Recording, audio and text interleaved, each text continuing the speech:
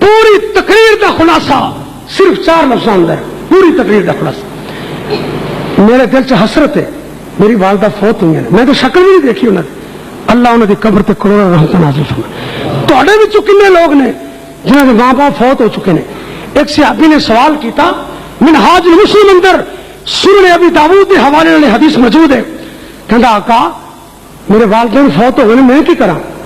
آپ نے فرمایا جن دے والدین فوت ہو جان وہ بندہ 4 کم کرے، اللہ یہ ثواب دے گا جن زندہ ماپے کی خدمت پہ کر.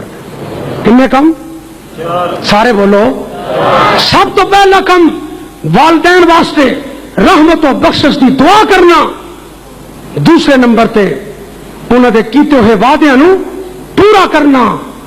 تیسرے نمبر تے انہوں نے قائم کردہ رشتہ داریاں نو قائم رکھنا. چوتھے نمبر تے انہوں نے جن بھی دوست احباب بیلی نے انہوں نے ایویں عزت کرنا جی اپنے ماپیاں کی کرتا سی.